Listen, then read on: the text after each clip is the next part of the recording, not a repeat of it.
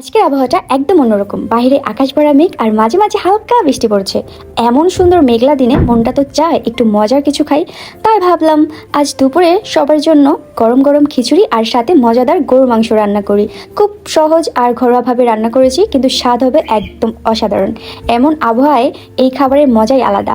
তো অবশ্যই পুরো ভিডিওটা শেষ পর্যন্ত দেখবে, আশা করি তোমাদের ভালো লাগবে। আজকে আমি যেভাবে খিচুড়িটা রান্না করব খুবই সিম্পলভাবে, আদা রসুন পেঁয়াজ, ধনিয়ার গুঁড়ো, এলাচ, একটা তেজপাতা, হলুদের গুঁড়ো, ধনিয়ার গুঁড়ো আর সামান্য তেল দিয়ে মেখে ঝেঁকে বসাই দিব। অন্যান্য সময় যখন আমি খিচুড়ি রান্না করি তখন কিন্তু একটু অন্য রকমই রান্না করি, প্রচুর মশলা দিই, সাথে গরুর মাংস থাকে। তো আজকে ভাবলাম যে খিচুড়িটা একটু কম মশলা দিই, তার কারণ হচ্ছে যেহেতু গরুর মাংস থাকবে, গরুর মাংস অনেক পরিমাণের মশলা থাকবে, সাথে খিচুড়ি খাবো, মানে দুইটার মশলা একদম সেম হয়ে একদম কেমন জানি স্বাদটাই অন্যরকম হয়ে যায়।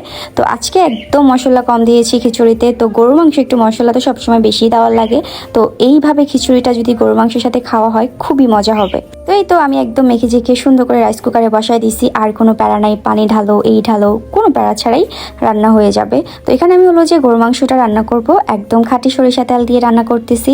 এখন বলো আমার ব্লগ ভিডিওগুলো তোমাদের কাছে কেমন লাগে, আর যদি ভালোই লেগে থাকে তাহলে লাইক কমেন্ট কেন করো না, শুধু দেখে দেখে চলে যাও, একটু লাইক কমেন্ট তো করতে পারো তাই না? শুধু আমার ভালোবাসার মানুষের জন্য আমি এত কষ্ট করে রান্নার ভিডিওগুলো ছাড়ি, এছাড়া আমার ঘরের ভিতরে কোনো কাজই নাই রান্না ছাড়া। তো তাই তো আমি তোমাদের সাথে রান্নার ব্লগগুলোই শুধু শেয়ার করি, এছাড়া আমি ঘরে কোনো কাজই করি না। হ্যাঁ, মাঝে মধ্যে একটু ঘর ঝাড়ু দেই আর বিছানা গুছাই, এছাড়া কিন্তু আমার কোনো কাজই নাই। মাঝে মধ্যে মনে হয় আরো অন্যান্য কিছু তোমাদের সাথে শেয়ার করব, আমি ঘরে আর কি কি কাজ করি, কিন্তু আমি তো কোনো কাজই করি না।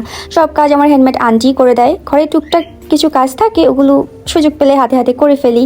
তো ওইগুলো আসলে কি ভিডিও দিব বলো? অনেক আপুরা আমাকে জিজ্ঞাসা করে তুমি কি রান্নাবান্না ছাড়া আর কোনো কাজই করো না? তো যার জন্য এই কথাটা বলা। আসলে আমি রান্নাবান্নাই করি, এটাই হলো আমার সব থেকে মেইন বড় কাজ, বুঝছো? আর এই কাজটাই আমি অনেক কষ্ট করে করি। আসলে রান্নাবান্না খুবই প্যারা, কিন্তু এখন আমার অভ্যাস হয়ে গেছে রান্নাবান্না করতে করতে। যাক, এখানে আমার খিচুড়িটা কত সুন্দর হয়েছে দেখো। যখন খিচুড়িটা কিছুটা হয়ে গেছে তখন আমি কয়েক টুকরা টমেটো দিয়ে দিচ্ছি, তার কিছুক্ষণ পরে ধনিয়া পাতা দিয়ে দিছি। এত সুন্দর স্মেল বেরোচ্ছিল আর দেখতে কত সুন্দর লাগতেছিল, তাই না? তো তার পাশাপাশি কিন্তু আমি বেগুন ভাজিও করে ফেলেছি।